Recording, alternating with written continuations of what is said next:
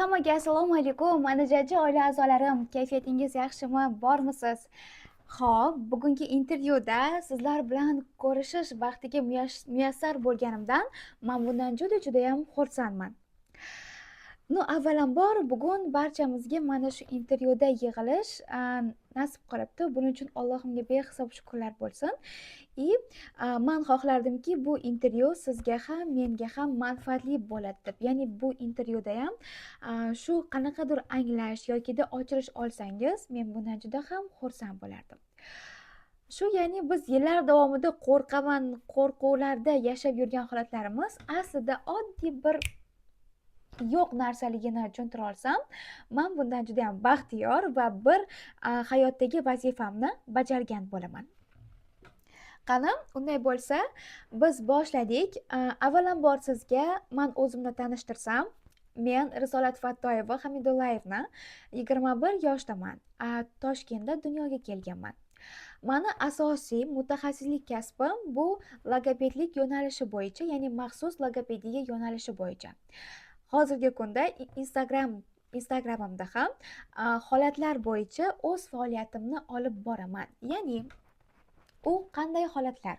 U insonlardagi ko'rinmas holatlar. Masalan, hayajon, qo'rquv, ishonchsizlik, o'z fikrini yetkazib bera olmaslik va muntazam ravishda shu insonlarga nimadir yetkazib bera olmaganligi uchun o'zini tinmasdan ayblash, o'zini yomon ko'rish, ya'ni uyalish, shunaqa holatlar bilan ishlayman.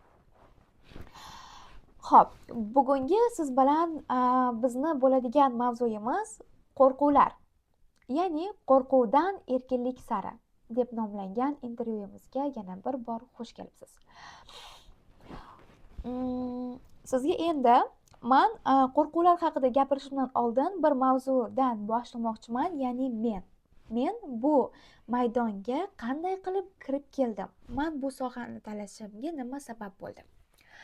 Men hech qanaqa qo'rquvlar bo'yicha bu institutda yo bo'lmasa bu 4-5 yil institutda o'qimaganman. Meni hayot o'qitdi. Hayot 4-5 yoshlarimdan mana shu yo'nalishlar bo'yicha tarbiyalashni boshladi. Men 4-5 yoshlarimgacha chikillab yurgan qiz bo'lganman. Ya'ni meni uydagilarim menga Jiblajibon deb ham laqab qo'yishardi. Buncha tez gapirasan, sekinroq gapir deb. Hozir hayotimdagi top burilish, top o'zgarish qachondan boshlandi? 4-5 yoshlarimda bolalar bilan ko'chada o'ynab yurgan chog'larimizda ko'zimni oldida jiyanimni mashina urib ketgan va men bu holatdan qo'rqmaganman. Men prosta atrofdagi xalqni, ya'ni xotinlarni baqir-chaqir voydotidan juda ham qattiq shok va qattiq kichkina qiz bo'lib turib juda ham qattiq stress olganman. Sababiki yoshligimdan juda ta'sirchan qiz bo'lganman men. O'shaning orqasidan shok bo'lib qotib qolganman. Meni ham doktorlarga ko'rsatishgan, o'zimga kelganman va qarabsizki, o'shandan 3-4 kun o'tib nutqimda zaikanya, ya'ni duduqlanish sezilarli darajada sezilishni boshlagan. Ya'ni paydo bo'lishni boshlagan. Endi bu duduqlanishni boshlangan mahalda ota-onam hammaligisi baraka topsin, yaxshilab lecheniya qilishgan, qaratishgan, qisqasi nima qo'ligidan kelsa, hamma insonlar menga qo'ldan kelgancha yordam bergan. Men buning uchun hammaga rahmat aytaman va hech kimni, doktorlarni ham, logopedlarni ham ayblash niyatim yo'q. Qarabsizki, 18 yoshimgacha mana shu duduqlanish holati men bilan birga bo'ldi va 18 yillik hayotim ichida hayotim bunaqasi ketish kerak bo'lgan hayotim mamnaqa bo'lib ketdi-da meni. Hammaga shunaqa qilib tushuntirib beraman. Mana shu duduqlanishni boshlagandan keyin bitta harfni, masalan, oye so'zini oye deb gapirishni boshlagandan keyin samo saboy kattaroq qiz bo'lishni boshlagandan keyin atrofdagilar menga g'alati qarashni boshladi. Ya'ni bundoq qilib qarashni boshladi gapirgan vaqtimda. Ko'pchilik menga rahm ko'zi bilan qarashni xohladi va bu narsa menga yoqmasdi. Va men shunaqa holatlarga qayta-qayta tushavermaslik uchun kamroq gapirishni boshladim. Ya'ni o'zimga o'zim ong ostim orqali chegaralar qo'yishni boshladim. Ya'ni risolat, sen hozir gapirmasang или kamroq gapirsang kamroq duduqlanasan, boshqa insonlar seni kamroq duduq deb o'ylaydi deb yopilishni boshladim. Shunday. Va bu bilaman, bu eng katta o'sha vaqtlardagi xatoyim bo'lgan, ammo men uchun yechim faqat shu yo'lda deb o'ylaganman. Va qarabsizki, maktabga chiqadigan vaqtim bo'ldi. Ну, endi bunda maktab, yangi muhit, yangi aura, yangi insonlar. Endi bu yerda men sinfdoshlarimni ham, maktabdagilarni ham ayblashni istamoqchi emasman. Shunchaki duduqlanishni bunaqa gapirganimdan keyin atrofdagilar, ya'ni sinfdoshlarim, san nega bunaqa gapirasan, san duduqmisan, san mamnaqamisan degan gaplar mani shundoq turgan yelkalarimni mamnaqa bo'lib qisishimga sababchi bo'ldi. Va men o'zimdan, mana shu ichimdagi o'zligimdan uyalishni boshladim. Ya'ni o'zimni xohlamaslikni boshladim o'sha endi maktabga chiqqan mahallarimda. Kechasi bilan tayyorlanardim, kechasi bilan o'qirdim, ammo gapirib berish vaqti kelganda gapirmasdim. Juda qaysar qiz bo'lganmanki, shunaqa lutshi 2 olsam olaman, lekin hammani 32 ta o'quvchilarni oldida duduqlanmasam bo'ldi deydigan anaqa bo'lardi-da, menda shunaqa qonun bo'lardi. Endi shu joyda keladigan bo'lsak, 9-10 sinflarda hamma bilsa kerak, har bir bola o'ziga kasb tanlaydi. Ya'ni o'zini qo'lidan kela oladigan, ya'ni Allohim ularga bergan resurslaridan foydalangan holda, ya'ni qobiliyatlaridan foydalangan holda har bir inson o'ziga kasb tanlashi kerak bo'ladi. Men o'zi aktrisalikka juda ham qiziqqanman, ya'ni san'at yo'nalishi bo'yicha, lekin nutqimdagi mana shu nuqsonni kattakon nogironlik deb hisoblaganim uchun boshqa kasblarni tanlashga majbur bo'lganman. Ya'ni arxitektura masalan, yoki dizaynlik, yoki IT. Shu 3 tasidan bittasini tanlayman. Zato o'ta kam gapiraman. Hech kim bilmaydi duduqlanishimni deb o'zimni faqatgina orqaga surib chegaralaganmanki, ya'ni o'zimdagi ishonchimni uyg'otmaganman. Ya'ni risolat, sen mayli boshqalar duduqlanib gapirsang ham nima qilibdi, zato o'zing yaxshi ko'rgan kasbni tanla degan shijoat, qat'iyat menda yo'q bo'lgan. Va oradan paytlar o'tdi va men arxitekturani tanladim va o'sha bo'yicha tayyorlanishni boshladim, ya'ni institut imtihonlariga. Chizmachilik, o'qishlar har biri. O'sha kurslarga qatnashgan mahalimda ham endi ko'p bolalar bo'ladi, qizlar bo'ladi, ya'ni begona insonlarning oldida imkon boricha gapirmaslikka harakat qilardim. Lekin pul to'lardim o'sha darslikka borganim uchun. Tekinga o'qimaganman, ammo lekin lutshi gapirmasam bo'ldi edi men uchun. Hech kim menga savol bermasa va men hech kimga gapirmasam. Shunaqa qilib, shu joyda sizga eslatib o'tmoqchi bo'lgan narsam mana shu qo'rquvlar. Bu yerda meni bu kasbni tanlashimga zayiqangan ham umuman aloqasi ham yo'q, umuman ahamiyati ham yo'q. Bu yerda meni ichki qo'rquvim va o'zimga ishonmaganligim. Shuning uchun men tushundimki, insonda qanaqangi dard bo'lishidan qat'iy nazar, uni ichki duhi, uni ichki ishonchi va qo'rquvlarini boshqara olmas ekan, u faqatgina meni minusim dardimda deb o'ylaydi. Lekin aslida har bir insonning minusi uni ichki holatida. Va shunday qilib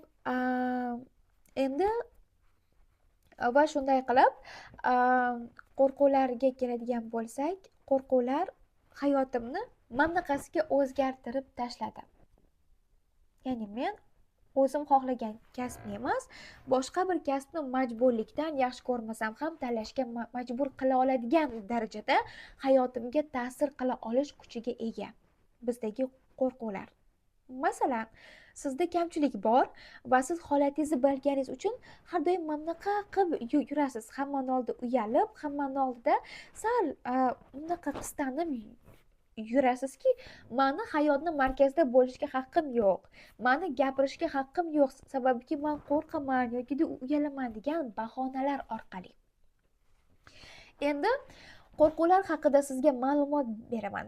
Mani hayotimdagi qo'rquvlarni 10 dan bir qismi bilan sizni yuzaki tanishtirib o'tdim. Endi asosiy mana bugungi intervyuimizni ham asosiysiga yaqinlashganmiz. Asosiy qo'rquvlar haqida sizga ma'lumot beraman. Qo'rquvlar, bizdagi qo'rquvlar aslida ikki xil bo'ladi. Birinchisi, bizni himoyalovchi qo'rquvlar.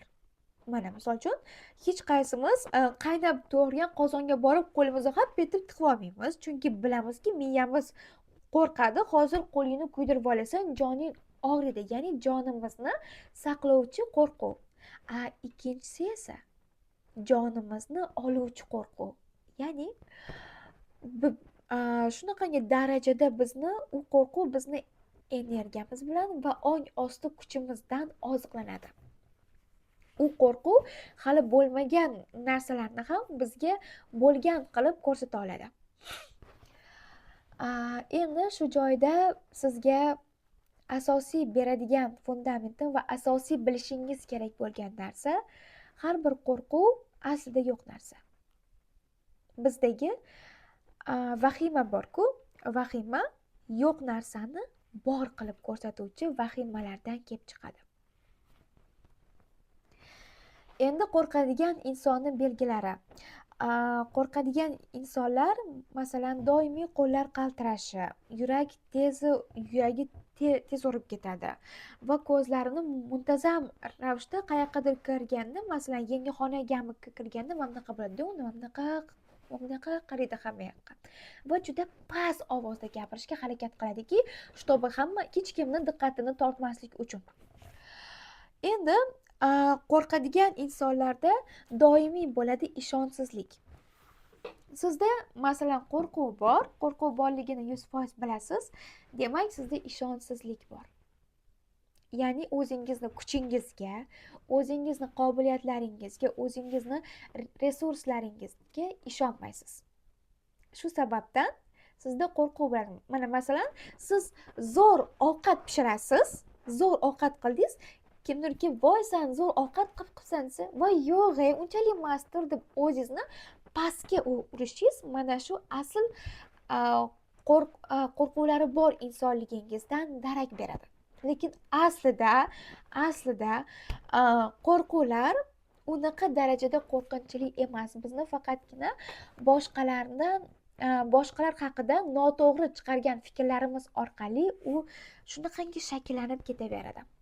Va yana qo'rquvlar bizga ko'proq kelajakdan keladiki, ya'ni kelajak uchun qo'rquvlar. Misol uchun siz yoki otangiz bilan yoki onangiz yoki qaynonangiz bilan gaplashishdan qo'rqasiz.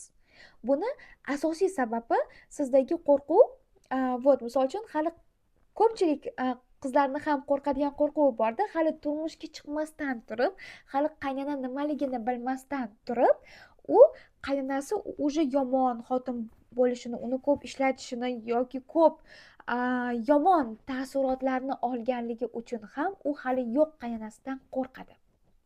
Mana sizga qo'rquv asli nimada? Ya'ni biz kichkinagina chaqaloq bo'lib tug'ilgan vaqtimizda biz hech narsadan qo'rqmaganmiz. Ya'ni hattoki kuchukni ham ushlaganmiz, kerak bo'lsa ilonni ham bo'g'zidan olganmiz. Lekin atrofdagi insonlarimizdan tegma, qo'rqasan, tegma, mana bunaqa bo'ladi, tegma, bo'ldi, yutqizasan, ertaga kelin bo'lsang qaynonang ko'tingga tepadi, sen hech kimga kerak emas bo'lasan, sen to'nkasan, hozir adang kelsa seni dabdalingni chiqaradi degan gaplar bizni bir insonga, hali u inson bizga bo'lmasa bu gaplarni aytmagan, ya'ni u inson bilan hali muloqotga kirmasimizdan turib unga nisbatan qo'rquvlarimizni uyg'otadi va kelajakda o'sha qaynonamizmi, turmush o'rtog'imizmi kelgan vaqtida bizda o'sha qo'rquvlar startda turganligi uchun ham ong ostimiz xuddi o'sha biz tayyor bo'lganimiz uchun o'sha holatlarni bizga beradi. Siz hali yo'q turmush o'rtog'ingizdan jang qilib xayolingizda ertaga turmushga chiqsam mana bunaqa qilaman, undan qo'rqsam mana bunaqa qilaman deb o'sha qo'rquvlarga rejalar tuzib qo'yganingiz uchun ham sizga Allohim o'sha holatlarni beradi. Tushuntira oldimmi? Ya'ni siz imtihonga bordingiz va hali imtihonda yiqilasizmi yo'qmi buni bilmaysiz oldindan, hech kim buni aytolmaydi. Va siz man hozir imtihonga bordim, yiqilsamchi, yiqilsam maylimi, momentda ishlayman yoki keyingi yil topshiraman deb уже hali yiqilmasdan turib, ammo yiqilgan insonni rejasini tuzib qo'ysangiz va mana bu ong ostimiz ham bizga xuddi shu bizni rejamiz asosidagi narsani beradi. Qo'rquvlarimiz yana begona insonlar bilan gaplashayotganda ko'pchilikda qo'rquv bo'ladi. Ko'pchilik aytadi, "Men qo'rqaman begona inson bilan gaplashishdan", deydi. Вот. Shu qo'rqaman deganni o'zida sizni javobingiz bor. Siz hali begona inson bilan gaplashmasdan turib, masalan, begona inson sizni hech qachon kaltaklamaydi, so'kmaydi yoki bo'g'ib o'ldirib qo'ymaydi. Siz o'zingizga hukm chiqarasiz. Ya'ni hozir как будто xuddi mana bunaqa bo'ladi. Hozir yuragim biz begona inson bilan yoki xo'jayinimiz bilan gaplashayotganda qo'rqamiz. Ya'ni qo'rqaman degan so'zingizni o'zi sizga qo'rquvlarni shunday itarib olib kelib qo'yadi. Va sizda o'sha qo'llar qaltirashi, ko'zlaringiz o'ynashi, yuragingiz dukullashi va tayyor bu yerda fikringiz bo'lsa ham o'shani yetkazib bera olmay qolasiz. Haqiqatingiz bo'lsa ham uni chiqarib bera olmaysizki, sababiki siz o'sha miyangizda tayyor o'sha hukmni chiqarib qo'ydingiz. Mana qayerda bizda xatoyimiz. Ong ostimiz qanday ishlaydi bizda? Qo'rquvlar bizga qanday keladi? Xuddi shunday. Biz o'zimiz qo'rquvlarni chaqiramiz va yana kim yomon? Qo'rquv yomon. Ertaga u qo'rquv ham aytadi, "Ey xo'jayin", deydi, "Sen o'zing-ku mani chaqir" deyin. Yana chaqirib mani haydab olsanmi deb u qo'rquvni ham jahli chiqadi. Ko'pchilik ota-onalarga ham shu jumladan bir foydali ma'lumotni aytib ketaman. Ko'pgina ota-onalar farzandini kelajagidan qo'rqadi. Ya'ni farzandiga ishonmaganligi uchun ham uni kelajagidan qo'rqadi. Va farzand buni ongli ravishda his qiladi. Ya'ni siz ota-onadagi qo'rquvlar farzandga siz gapirmasangiz ham sizni ko'z qarashlaringiz orqali, rahmingiz kelishi orqali, ovozingizni toni orqali farzandingizga o'tadi. Va farzandingiz demak, men hayotda shunaqa inson bo'larkanman deb u ham o'zidagi ishonchni cheklashni boshlaydi. Endi sizdan kelgan eng ko'p kelgan savollar ko'pchilikdan keladigan savol, farzandim qorong'u xonada yolg'iz kirishga qo'rqadi. Qanday qo'rquvni yo'qotsa bo'ladi? Shunga ham maslahat bering iltimos. Albatta. Agarda farzandingiz qorong'u xonaga kirishdan qo'rqsa, u holda farzandingiz bilan birga kiring. Ya'ni, "Bor, kir, sen qanaqa bo'lasan, katta bolamisan, kir, qiz bolamisan, yig'lama" degan gaplar bu noo'rin. Sizni ham haligacha, misol uchun, qaynonangizdan qo'rqishingiz mumkin. Siz ham katta odam bo'lsangiz ham haligacha qo'rquvlaringiz bo'ladi. Lekin bu yerda sizni qiladigan asosiy ishingiz farzandingizga o'sha qo'rquv aslida sen qo'rqayotgan narsa bir oddiy, bir kichkinagina narsa ekanligini tushuntirish bo'ladi. Ya'ni qorong'u xonaga kiring, o'sha bitta xonaga kiring va farzandingiz bilan gaplashing. Ki hozir ikkalamiz sen bilan g'orga kiramiz. G'orga. Bu g'or bu. Bu yerdagi chiroqni o'chirsak, bizni hech kim topa olmaydi va bu g'or bizni himoya qiladi. Mana shu qorong'ulik ham bizni himoya qiladi deb o'sha qorong'ulikdan ham pozitiv narsani farzandingizga singdirishga harakat qilingki, чтобы farzandingiz bu qorong'ulik faqatgina yomon anaqa ekan, yomon holat ekan degan narsani miyasidan chiqarsin miyasidan. Bu narsani miyasidan chiqarish uchun siz farzandingizga nimani bersangiz, qo'rquvni yomon mana masalan dunyoni yomon ko'rsatsangiz, u dunyoni по-любому yomon ko'radi. Siz agarda dunyoni yaxshi ko'rsatsangiz, u dunyoni yaxshi ko'rishni boshlaydiki, hattoki eng qorong'u, eng xunuk joylarni ham. Sababiki siz unga dunyoga yaxshi ko'z bilan qarashni o'rgatgan bo'lasiz. Va farzandingiz bilan qorong'u xonaga kiring, mana shu qorong'ulik bizni himoya qiladi deb chiroqni farzandingizdan rozilik olgan holatda chiroqni o'chiring. Agarda farzandingiz bitada ko'nmasa, keyingi safar ya'ni 2-3 marta, 4 marta, 5 marta kerak bo'lsa 10 marta harakat qiling, ammo 11-sida albatta u o'xshaydi.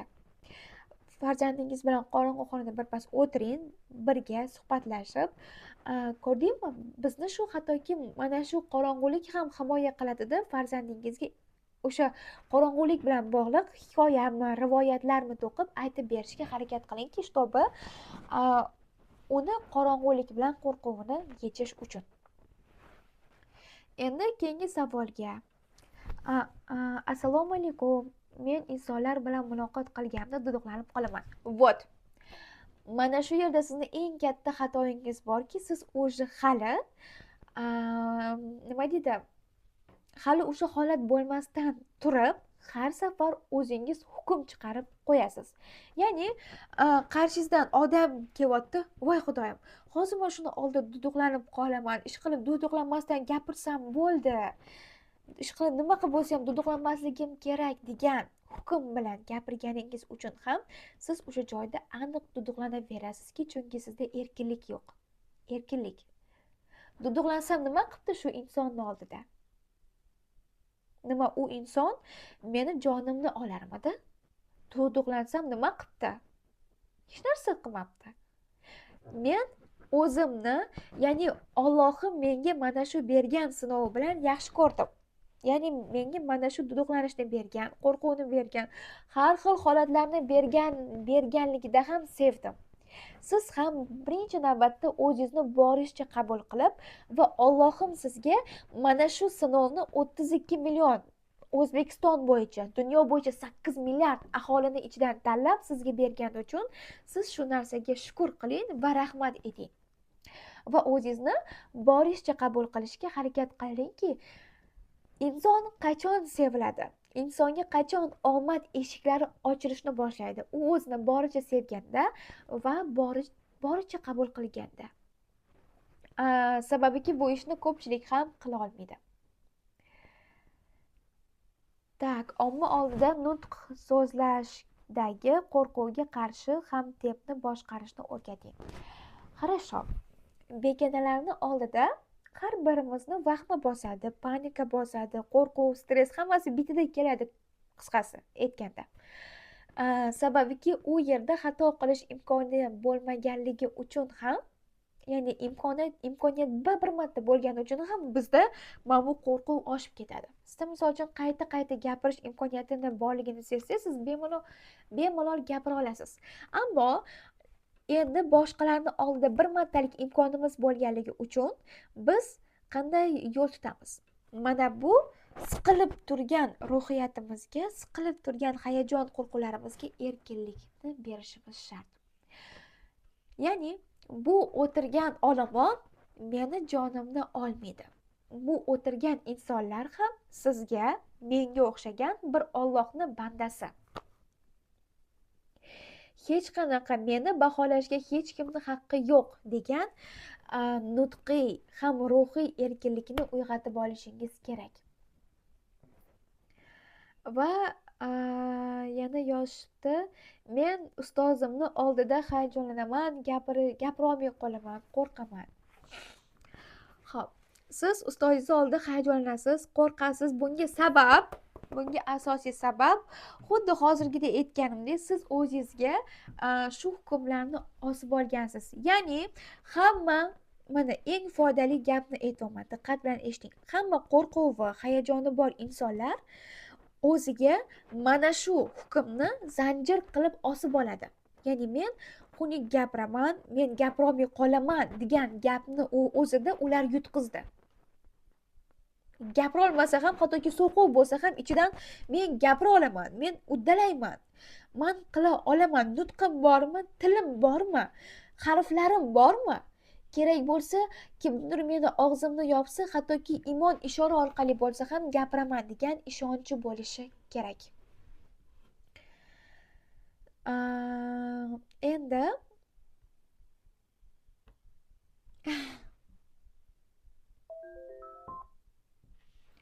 bugungi video darsligimiz o'z nihoyasiga yetdi. Qo'rquvlar borasida sizga ozgina bo'lsa ham, lekin bu hozirga ozginagina bilim bermadim. Ya'ni mani eng katta fishkam shuni ochib berdimki, sizni qaysi holat qo'rquvga olib kelayotganligini. Sizga manfaatli bo'lgan bo'lsa, mana jajji oila a'zolarim kommentariyada o'z fikringizni qoldirishingizni so'ragan bo'lardim. Sababiki har bir inson, man bu intervyuni qilishimdan asosiy maqsad sizlarga manfaatli va foydali bo'lishi. Sizlarni yaxshi ko'raman. Aslida bilingki, mana bu qo'rqayotgan qo'rquvlaringiz yo'q narsa. Buni man aniq ishonch bilan ayta olamanki, bir qo'rquvlar holatini yengib chiqqan qiz sifatida va boshqalarga ham hozir shuni ustida dars olib borayotgan qiz sifatida har doim o'zingizni ehtiyot qiling va kayfiyatingiz yaxshi bo'lsin. Eng muhimi, o'zingizni seving. Boshqalar uchun o'zingizni so'kmang. Boshqalarning oldida yaxshi gapira olmaganingiz uchun o'zingizni haqoratlamang hech ham. Bunday taqdirni, bunday holatni o'zingizga ravo ko'rmang.